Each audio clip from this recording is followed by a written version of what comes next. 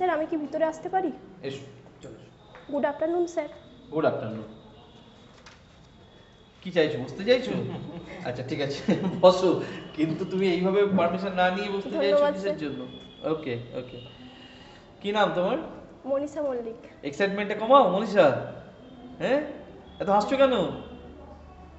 ঠিক আছে মনীষা, আরেকবার স্টার্ট করি, যাও প্রথম থেকে। হ্যাঁ, রিল্যাক্স, কুল। হ্যাঁ, আর তুমি কি ওড়নাটা এইভাবেই রাখবে? হ্যাঁ এখন রাখছি। ঠিক আছে। স্যার আমি কি ভিতরে আসতে পারি? এসো। ধন্যবাদ স্যার। ধন্যবাদ। বসো। ধন্যবাদ স্যার। ওকে, কবার ধন্যবাদ জানাবে? আরেকবার যাও, এটা ওকে ঠিক করি আগে। এই দেখো, তুমি এখানে এসে গুড মর্নিং অথবা গুড আফটারনুন বলতে হবে, অথবা নমস্কার বলতে হবে। স্থির হও, স্থির। যদি দুবার নিঃশ্বাস না, চোখ বন্ধ করে, রিল্যাক্স, কুল। ঠিক আছে, স্থির হয়ে যাও। ওকে, এখানে আসবে, গুড মর্নিং স্যার, দেন যদি বসতে বলি তারপর বসবে, তারপরে ধন্যবাদ জানাবে, এইটুকুই। ওকে, স্টার্ট। স্যার আমি কি ভিতরে আসতে পারি? এসো। Good afternoon sir. Good afternoon. বসো। ধন্যবাদ স্যার। কি নাম তোমার? মনীষা মল্লিক। মনীষা। মনীষা শব্দের মানে কি? স্যার মনের দেবী। মনের দেবী? হুম। আচ্ছা। বাড়ি কোথায়? বাড়ি স্যার বাঁকুড়া জেলার খাতড়া থানার অন্তর্গত দারসুল গ্রাম। আর পড়াশোনা তোমার লাস্ট কোয়ালিফিকেশন কি? 2018 সালে উচ্চ মাধ্যমিক পাস করে 2020 সালে ডিএলএড কমপ্লিট করে এখন বর্তমানে এই পুলিশ চাকরির পরীক্ষার জন্য প্রস্তুতি নিচ্ছি। আচ্ছা, তুমি ডিএলএড করেছো, হ্যাঁ স্যার। তো পুলিশের চাকরিতে আসতে চাইছো কেন? স্যার তখন পরিবারের চাপে তখন কি মানে তখন কোনো প্রস্তুতিও নেওয়া ছিল না, ওই জন্য ডিএলএডটা করে রেখেছিলাম। এরপর এই ভ্যাকেন্সি প্রচুর আসছে, তো তাই স্যার পুলিশে আসতে চাই। আর স্যার আমার ছোটোর থেকেই স্বপ্ন যে পুলিশ নিয়েই এগোবো পরবর্তী জীবনে। মানে কত ছোট থেকে তোমার স্বপ্ন ছিল? স্যার আগে তো চোর পুলিশ খেলতাম, তখন থেকে তো পুলিশ হওয়ার দমে ইচ্ছা ছিল। তারপরে স্যার আমার পাড়াতেও একজন দাদা পেয়েছেন, বর্তমানে চাকরি করছেন। এটা ইউনিক অ্যান্সার, খুব ভালো লাগলো। ঠিক আছে, চোর পুলিশ খেলতে বলে তোমার পুলিশ হওয়ার ইচ্ছে, আর তুমি কি প্রতিবার পুলিশেই হতে? হ্যাঁ স্যার পুলিশ হতাম, আর মাঝে মাঝে চোরও বানিয়ে দিত। মানে তোমার পুলিশ হতে ভালো লাগতো, চোরটা হ্যাঁ, ভালো স্যার। লাগতো না? না। কেন, চোর কেন ভালো লাগতো না? আমার চোর ধরতে ভালো লাগতো। চোর ধরতে ভালো লাগতো। হ্যাঁ। তো পুলিশে কনস্টেবল হিসেবে এসে তুমি কি প্রথমে চোর ধরা শুরু করবে, না কি করবে? পুলিশের অ্যাকচুয়ালি কাজ কি? পুলিশের কাজ স্যার আইন শৃঙ্খলা রক্ষা করা, সমাজের কিছু কর্তব্যমূলক দায়িত্বমূলক কাজে তাদের সাহায্য করা, বিভিন্ন প্রকল্প আছে তো সেগুলোতে সাহায্য করা, যেমন সেফ ড্রাইভ প্রচার চালানো, যেটা 2016 সালে বেরিয়েছে। তারপরে স্যার এই রক্তদান শিবির, এইসব প্রকল্পগুলো নিয়ে মানুষকে সচেতন করা। তাহলে চোর ধরবে কখন? স্যার স্যার যখন কোনো অপরাধ কেউ করবে, কোনো ব্যক্তি, আমার যিনি ঊর্ধ্বতন থাকবেন তিনি যদি অর্ডার দেন তখন। অর্ডার না দিলে তুমি মানে অপরাধ করলো তো দৌড়ে ধরবে, না জাস্ট গিয়ে ধরে নেবে? পিছনে পিছনে দৌড়াতে ভালো লাগে তোমার? দৌড়ে গিয়ে ধরতে ভালো লাগে, না এমনি গিয়ে জাস্ট ধরতে ভালো লাগে? না স্যার সেরকম করে নেই, যদি তদন্তের মাধ্যমে। চলো ঠিক আছে, আমি আর কি করছি। হ্যাঁ স্যার। পুলিশ কথার অর্থ কি? আরক্ষা, বাংলা অর্থ আরক্ষা। এসপি ওর কথা অর্থ? SP superintendent of police. তো ইংরেজি, বাংলা অর্থ? বাংলা অর্থ পুলিশ কর্মকর্তা। শিওর? হ্যাঁ স্যার আমার এটাই মনে হয়। আরক্ষা দক্ষ বলে কোনো শব্দ শুনেছো? আরক্ষা দক্ষ? আরক্ষা দক্ষ বলে কোনো শব্দ শুনেছো? না শোনোনি, স্যার তাই তো? শোনা হয়নি না। ঠিক আছে। পশ্চিমবঙ্গ পুলিশের র্যাঙ্কগুলো বলো, লোয়ার থেকে আপার। লোয়ার থেকে আপার পর স্যার আমি চেষ্টা করছি। বলো। Constable, ASI, SI, inspector, SDPO, ASP, SP, AD, ADGP. Sir আমার মনে হচ্ছে ভুল হচ্ছে কিছু একটা। যেটা ঠিক সেটা বলো। আরেকবার চেষ্টা করবো sir. Constable, ASI, SI, inspector, SDPO, ASP, SP, ADGP, ADG,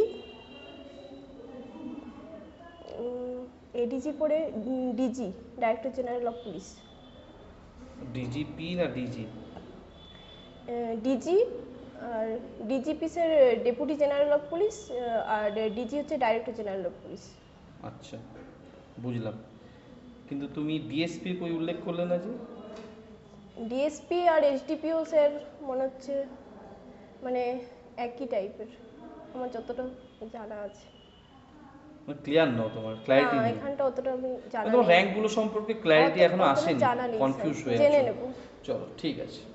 পুলিশের দায়িত্ব ও কর্তব্য কি কি? পুলিশের দায়িত্ব স্যার মূলত সমাজসেবামূলক কাজে নিযুক্ত থাকা, যেমন বিভিন্ন মানুষকে সচেতন করা, দুষ্কৃতীদের দমন করা, আইন শৃঙ্খলা রক্ষা করা, নিরাপত্তা প্রদান করা, এইসব কাজ। পশ্চিমবঙ্গ পুলিশের মূল বা বাঁকুড়াতে টোটাল কতগুলো থানা আছে? বাঁকুড়াতে মোট 40টি থানা আছে। 40টি থানা আছে। হুম। তুমি জেনে বলছো না আন্দাজে বলছো? সরি স্যার, আমার ভুল হচ্ছে, পশ্চিমবঙ্গে 40টি আছে, বাঁকুড়াতে 10টি থানা আছে, পুলিশ থানা। পশ্চিমবঙ্গে আর 40টি মহিলা আছে? থানা, মহিলা থানা 2টি। মন্দির শোনো, তুমি যা বলছো জেনে বলছো না আন্দাজে বলছো, আগে সেটা ভাবো। না স্যার, পশ্চিমবঙ্গেতে 40টা থানা, ভুল হচ্ছে আমার কোথাও, ভুল হচ্ছে স্যার, সরি। তুমি কি বলছো তোমার ক্ল্যারিটি নেই, সবগুলো বলার পরেই তুমি একবার করে বলছো ভুল হচ্ছে। তাহলে তুমি যেগুলো বলছো তার মধ্যে যদি তুমি প্রত্যেকবারই বলো যে ভুল হচ্ছে ভুল হচ্ছে, তাহলে তো সমস্যা। ঠিক আছে, তোমার 3টে দুর্বলতা বলো দেখি।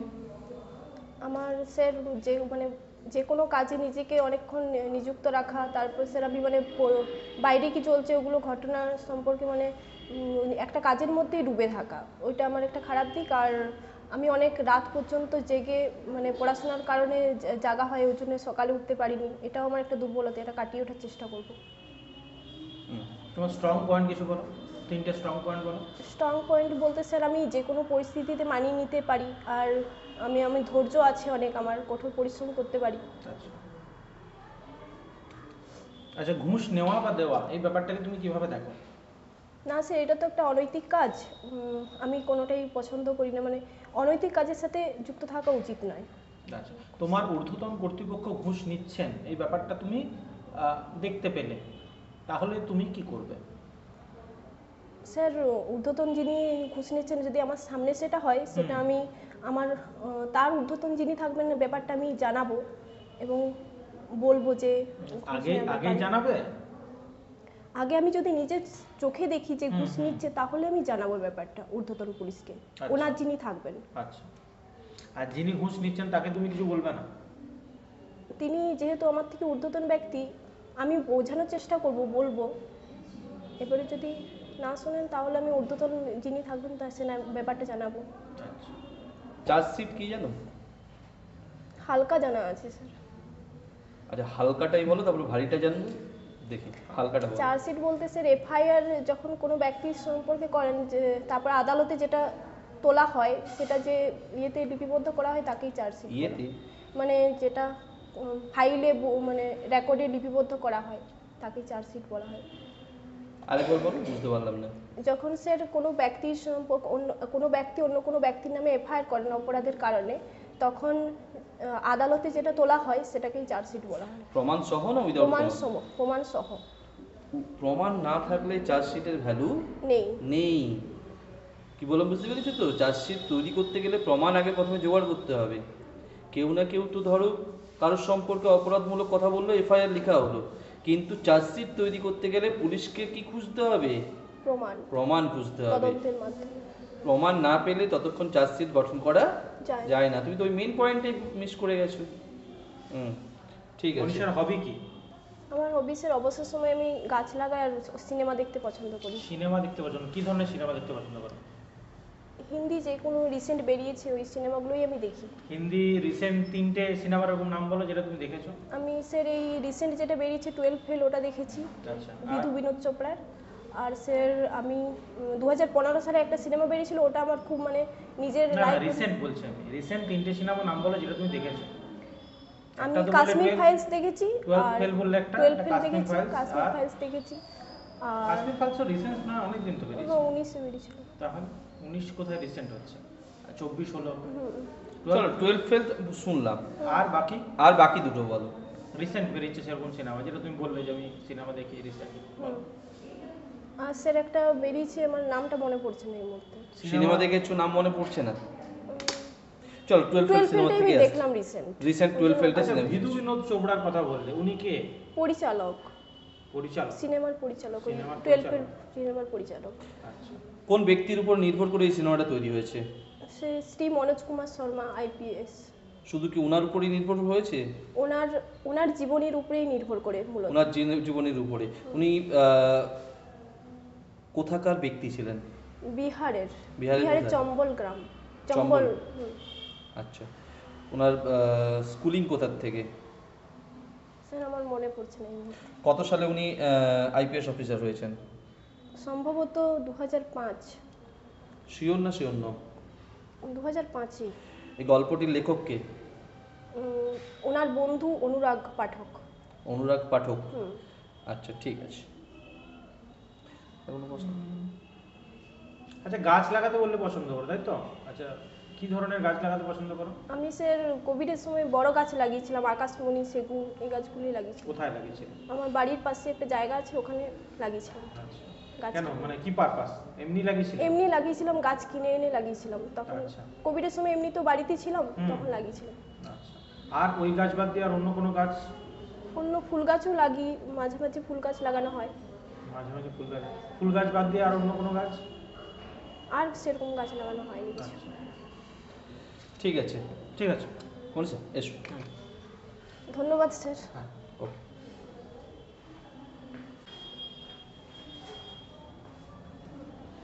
ওকে, কোন স্যার অনেস্ট ফিডব্যাক দেবো। ফার্স্ট টাইম স্যার আমার এটা। বুঝলাম, কোনো অসুবিধে নেই, যে কোনো জিনিস ফার্স্ট টাইমই আমরা করে থাকি। তোমার অ্যান্সারগুলোর মধ্যে প্রবলেম কি আছে, নেগেটিভ কি আছে সব বলছি, ঠিক আছে? পজিটিভ এবং নেগেটিভ দিকগুলো। ফার্স্ট অফ অল, তুমি যখন এন্ট্রি হচ্ছ একটু হড়বড় করছো, ঠিক আছে না? স্থিরভাবে দাঁড়ানোর আগে গুড মর্নিং স্যার হেঁটে হেঁটে আস্তে আস্তেই বলে দিচ্ছ, ঠিক আছে? এসে স্থির হয়ে দাঁড়াও, তারপরে গুড মর্নিং স্যার বলো। তোমার এন্ট্রিতে প্রথমে 3বার প্রবলেম হলো, তারপরে তুমি ঠিক করলে, তাহলে এন্ট্রিটাকে আগে প্রথমে ঠিক করাটা প্রয়োজনীয়। ওকে, সেকেন্ড জিনিস হচ্ছে স্থির নয় তুমি, তোমার পা মুভ করছে, বডিও নড়ছে। বডি নড়ছে, স্থির নও, ভিতর থেকে যেন একটা সেকিং চলছে। ক্লিয়ার? স্থির হও আগে, একদম স্থির যাও, অস্থির হয়েও না। পজিটিভ যেগুলো আছে সেটা হচ্ছে তোমার কথাবার্তা, কণ্ঠের মধ্যে দৃঢ়তা রয়েছে, ক্ল্যারিটি রয়েছে। বডি ল্যাঙ্গুয়েজ ভালো, কিন্তু অস্থির বলে সমস্যা। বাকি বডি ল্যাঙ্গুয়েজ কিন্তু বেটার। ওকে, নড়বে না, বেশি নড়লে মুখ করলে। পাগুলো নড়ছে আমার। হ্যাঁ, তো পা তোমার বসার পা পশ্চাৎ দেখো নড়ছে, এমনি হচ্ছে। একটা পা এরকম এরকম উঠছে, ওটা আমি খেয়াল করলাম। Exactly. বডিটাও হালকা এরকম দুলছে। এবং তোমার পাটাকে তুমি যদি অবজার্ভ করো, পাটা ভিতর দিকে ঢুকে আছে অতটা। ও, কেন অতটা সামনে ভিতর আছে। দিকে ঢুকে থাকবে? ঠিক না? তাহলে এই যে আমি ছোট ছোট ফার্স্ট টাইম জিনিসগুলো, বুঝতে পারছি না পাটা কিভাবে রাখবো, মানে কেন আগের দিন তো তোমাকে শেখানো হয়েছে পা কিভাবে রাখবে, শেখানো হয়েছে। তাহলে সেই জায়গাগুলোকে তোমাকে গুরুত্ব দিতে হবে। অ্যান্সারগুলোর মধ্যে কিছুটা আন্দাজ আছে, আন্দাজে অ্যান্সার দিচ্ছ। যেমন ধরো র্যাঙ্কিং গুলো সম্পর্কে তোমার ক্ল্যারিটি নেই, র্যাঙ্কিং স্বচ্ছতা ভালো নেই। করে করা হয়নি এখন। হ্যাঁ, এবং চার্জশিট সম্পর্কেও তোমার র্যাঙ্ক মানে নলেজটা, ডিপার্টমেন্টাল নলেজ একটু কম আছে, ঠিক আছে? নিজেই বলছো র্যাঙ্ক, খানিকক্ষণ পর বলছো যে না স্যার মনে হচ্ছে ভুল ভুল বললাম, হচ্ছে। আবার বলছো, মানে কি তুমি কনফিউজড হয়ে আছো। অ্যান্সারের মধ্যে ক্ল্যারিটি না থাকলে Clarity না থাকলে সমস্যা। সমস্যা। যদি মানে জানা ভালো না করে থাকে, জানা নেই ওখানটা। হ্যাঁ, এখানে তাহলে কি করতে হবে? স্যার আমার জানা নেই। চার্জশিট যে ওয়ার্ডটা তুমি ইউজ করলে স্যার হালকা জানা আছে, এরকম। এই ধরনের শব্দ একদম, কখনো একদম। প্রয়োগ করে না। ইয়েতে নিয়ে যাওয়া হয়, একদম হুম। একদম ইউজ করবে না এরকম শব্দ। এই জায়গাগুলোকে তোমাকে রেকটিফাইড করাটা প্রয়োজন। Departmental knowledge important. কতগুলো থানা আছে, ডিস্ট্রিক্টে কতগুলো থানা আছে, ওয়েস্ট বেঙ্গলে কতগুলো সেটাতেও থানা আছে। confused। কখনো বলছে 40টা, তারপরে বললে না পশ্চিমবঙ্গে 40টা, তারপরে না বাঁকুড়ার 10টা, মানে তুমি একটা অ্যান্সার। বুঝতে পারছো? তাহলে এই জায়গাটা তোমাকে একটু ঠিক করতে হবে। যদি জানা থাকে কি করতে হবে দেখো, যদি জানা থাকে ভালোভাবে অ্যান্সার দাও কনফিডেন্সের সাথে, ওগুলো স্যার গুছিয়ে নেবো আমি। গুছিয়ে নাও।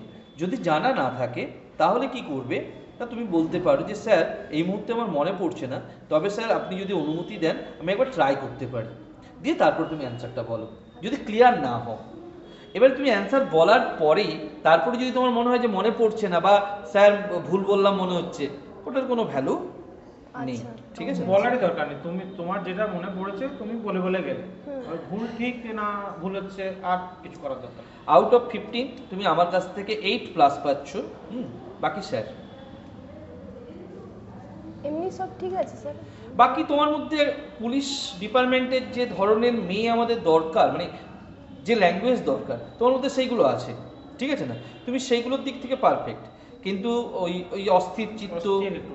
ওই জায়গাগুলো একটু ঠিক করো। চঞ্চল, তোমার প্রকৃতিটা কিরকম, ওটা চঞ্চল টাইপের? চঞ্চল। আচ্ছা, না চঞ্চল আমার প্রকৃতি খেলাধুলা করতেও ভালো ঠিক লাগে। আছে, চঞ্চল প্রকৃতি হতেই পারে, কিন্তু তুমি এখানে এসে হড়বড় হড়বড় করছো, এই ব্যাপারটা ঠিক নয়। না, এবং তোমার অ্যান্সারের মধ্যে একটা জিনিস যেটা, সেটা হচ্ছে র অ্যান্সার মানে হ্যাঁ। আমার ছোটবেলায় পুলিশ চোর পুলিশ খেলতে ভালো লাগতো, সেই জন্য আমি পুলিশ হতে চাই।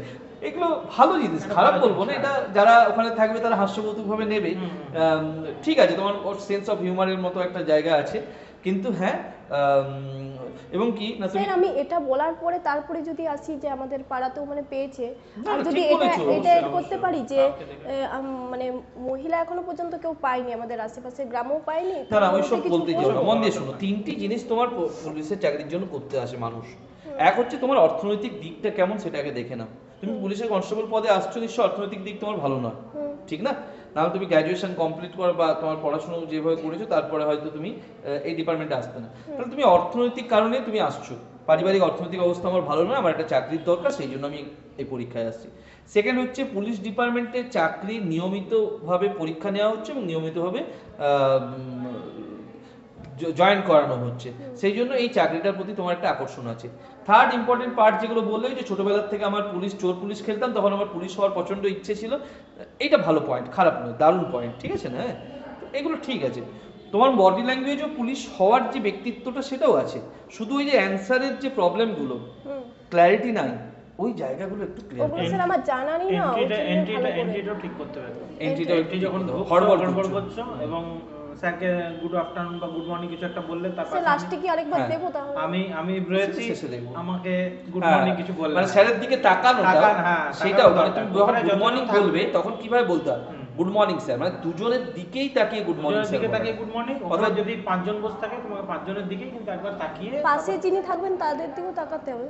না দেখো, সবার দিকে তো সবার তাকানো দিকে যায় না, তাকানো। সামনে তোমার ব্যক্তি সামনে যারা যারা থাকবে, রয়েছেন তাদেরকে তোমাকে হ্যাঁ। তাকাতেই হবে, ঠিক আছে না? সবার দিকে তাকিয়ে দেন গুড মর্নিং একবারই দেন। একটু একটু স্থির হয়ে যাও, তোমার ইন্টারভিউ যথেষ্ট ভালো হবে, ঠিক আছে? ওকে, হড়বড় করো না। ঠিক আছে, এসো।